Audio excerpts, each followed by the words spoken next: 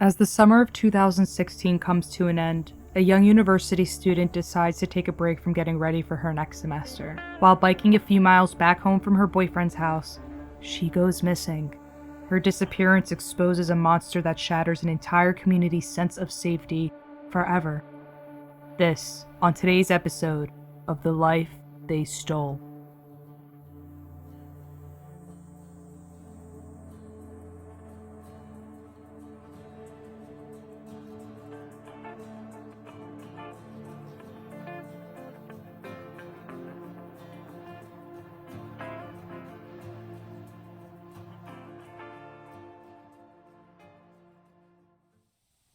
Sierah Joughin, called C by friends and family, was born on February 11, 1996. She was surrounded by sprawling American farmlands, living in the small community of Delta, Ohio. She was a beautiful girl that glowed like summer. She was the oldest of 5 siblings, 2 brothers and 2 sisters. Her family meant the world to her. She dated longtime friend Josh Kolasinski as a new student at the Evergreen High School in Fulton County. They would stay together for the following years in true high school sweetheart fashion, even while attending the University of Toledo, where she was pursuing a degree in human resources. Josh knew she was the one. On the 19th of July, C takes a break from getting ready for her 3rd year at college.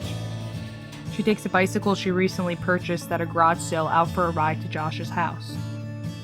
Before she leaves, she sends her mom a text letting her know where she's going and when she'll be back.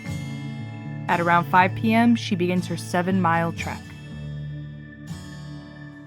After hanging out together, Josh decides to take out his motorcycle and ride alongside C's bicycle, escorting her safely home and having some fun along the way. Only a half-mile or so away, C lets Josh know he can go back since she was close to home. They kiss and part ways. She was whole. She felt safe. She had joy. And she knew peace.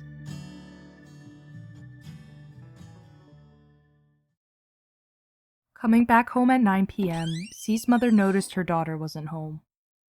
This wasn't alarming since it wasn't uncommon for C to stay over at Josh's house. She was 20 years old and her mom didn't expect anything wrong, until when, around 10:30 p.m., she gets a call she didn't expect. Josh was calling her to see if she had heard from Sierra. He informs her he's been trying to get in contact with her for hours. At that point, C's mother had not spoken to her daughter in more than 4 hours. Josh explains he was with her at about 6:45 when they kissed and parted ways, less than a mile away from C's home. That's when they knew something wasn't right and began to worry. They jumped in their cars and began looking for her, driving up and down their rural country roads, but saw nothing. A short time later, at 11 p.m., C's family reports her missing. Officers dispatch right away and arrive immediately at the scene and begin their search. Josh shows the police the videos he took of them together a few short hours ago to give them an idea of what she and the bike looked like. An hour into the search, one of the responding officers scanning the area alongside Country Road 6 comes along something that draws his attention. He sees a disturbance in a patch of corn off the road, appearing to have been trampled. The officer takes out his flashlight and scans the surrounding area. His discoveries were alarming. Walking toward the corn, his attention is brought to a small fuse box on the ground. It seemed to have belonged to a motorcycle. Moving forward, his flashlight reflects something metallic. Coming closer to inspect the object, he realized that he's looking at a bike. Sierra's bike. There was blood on the seat and handlebars. The bike seemed to have been dragged further into the corn as an attempt to be hidden. There were tracks in the dirt left by a 2-wheeled vehicle, and next to them were 2 pairs of sunglasses, a green sock, and a bloody screwdriver. With enough evidence, the police begin to treat the missing person case as an abduction. The FBI, joined by the small community, begin their search of C over the 75 acres that surround the area she went missing. She was only half a mile away from her home when she was last seen. Night turns into day. Flyers are hung up and doors are knocked on, but no one has seen her or heard from her. Then, the blind search for C became clear when 12 hours after she's been reported missing, the police get a call. A farmer and his son were driving the local roads the previous night when around 7 p.m. they saw a motorcycle helmet lying on the side of the road. They throw it into the bed of the truck and go home. It was in the light of the next day that they noticed the helmet was covered in blood and notified police. Forensics recovered fingerprints, and the wear on the helmet suggested it was used as a weapon.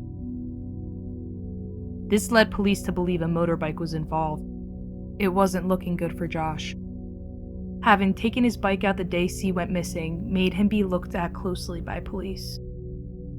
They did a full search of his house and find nothing until they get to his truck. In the bed, they find a piece of fabric that appeared to be covered in blood. Josh claims that this was from a hunting trip, and testing would reveal he was telling the truth. With what little leads they had to point them in the direction of a suspect, a list was drawn up of all convicted felons in the area. Their search leads them to one peculiar man. James D. Worley, an unemployed 57-year-old living with his mother, living less than 2 miles away from C, became strangely defensive when police came to ask him questions and perform a search on his property. Who are you? Yeah, we work on that violent crime task force. Okay. So And I'm with the state. you guys got some suspicions for something here. So you're gonna tell me that this is all under the guise of just checking every household, and you're not here for any particular reason. There's a young lady that's I'm not out there killing chicks. I don't relationships. I mean, I'm trying to start online a little bit right now, but and she's been out here. Guess what? She went home alive. Is there anybody in the house but your mother? Just my mom. Okay. Yeah. Is there any reason why we couldn't go in and look? What part of the house do you want to look at? We'd like to look through the whole house.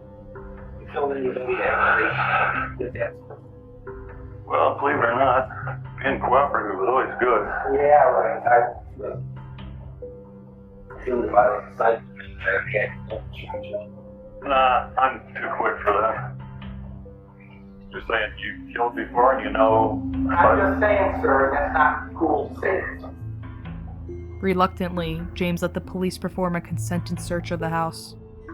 Items were strewn across every surface, but no girl in sight. They continued their search onto one of 2 barns on the property. Entering the first one, they find a motorcycle shop. James is irritated during the entire search, but he really begins to lose his composure in the other barn. He began to sweat and became more irate with each step the officers took inside. Police are on high alert. They know by James's behavior that he knew more than he let on. After investigators move some of the larger hay bales in the barn, they find hidden containers. Inside were women's lingerie, bondage restraints, sex toys, and other questionable things, neatly packed away and organized. One pair of those underwear is found to be bloodied. James quickly writes it off as girlfriend stuff, but at the start of their search, he claimed to not have been in any relationships. They knew this was their man. James is brought in for questioning, but to detectives, he writes off the lingerie as being costumes for his new porn production. Continuing the search on James's property, they made a shocking and disturbing discovery. Hidden behind more hay bales is a secret room. Restraints hanging from the walls, windows spray painted black, and an air mattress. It looked like the setup for something sinister. Nearby was a board on the floor with holes in it. After lifting it up, a large freezer was discovered submerged in the ground. When opened, investigators are hit with a smell of bleach. It was empty but disturbingly carpeted and covered in blood. Next to the box were zip ties, duct tape, rope, and pepper spray. James was a convicted felon for a few reasons, but the most horrifically coincidental reason came from 26 years ago, back in 1999. On the 4th of July, a young woman named Robin Gardner was riding her bike down the country roads in Fulton County when a car driven by James runs her into a ditch. He jumped out and struck her in the back of the head with a hammer and told her he would kill her if she doesn't get into his car. Right before he attempts to cuff her, she escapes. She runs to the road and flags down a passing motorcyclist. As she frantically pleads for his help, telling him what James just did, James comes running up to the motorcyclist and tries to convince the man that Robin is lying. Police were called and he was arrested on abduction charges and served 3 of a 4 to 10-year sentence. Unbelievably, he was not listed in any state or federal offenders database. After dealing with his legal issues, he stayed under the radar. But the monster wouldn't stay at bay. With a list of evidence mounted against James, including proof the helmet belonged to him, the items found in the barn, his cell phone data showing he was at the crime scene the time Sierra went missing, on July 22nd, James was charged with abduction. But that same day, C would be found. A few miles from James's house, a volunteer came across a pile of dirt beside a cornfield. He called police and they rushed to the scene.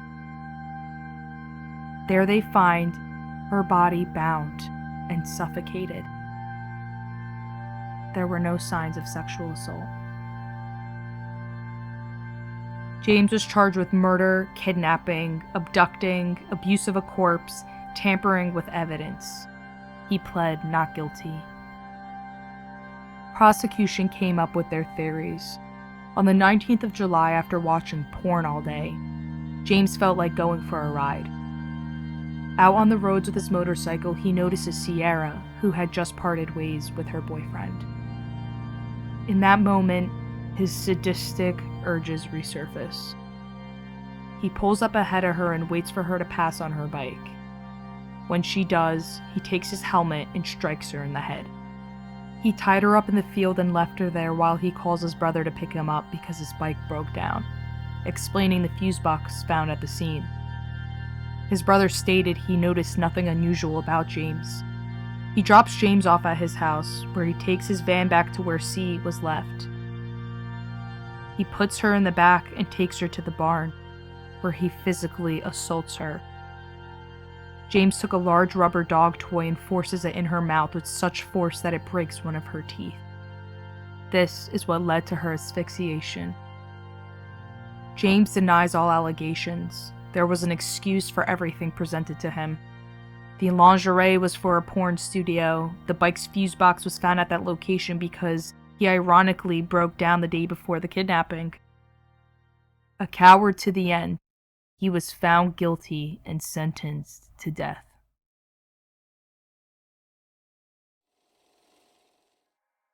C is still so loved by her friends, family, and community. Her memory is still honored with yearly runs and bike rides held to celebrate her spirit. C's mom and aunt go on to found Sierra Strong, a self-awareness and defense training program that teaches young people ages 6 to 16 how to defend themselves in dangerous situations. Her mourning community came together to fight for the creation of Ohio Senate Bill 231, or Sierra's Law, a statute that provides for a searchable database of felons living in the state who are convicted of specific violent offenses. They took all the love they had for Sierra and poured it back into the world. Sierah Joughin. Her life was stolen, but her warmth remains. May you be whole. May you feel safe. May you have joy. And may you have peace. A young man has to ride his motorcycle in honor of somebody he can't say these words to anymore. Life is not a given. It's fragile. We are limited beings. Let that love be present with folks. Pass on this love to the world that you are dependent on, that you need in order to survive, and that is the very hope for what can happen with our lives. Our world needs some hope, it needs some life, and so now I want you to just picture every single human being that exists. May we be whole. May we be safe. May we have joy. And may we have peace.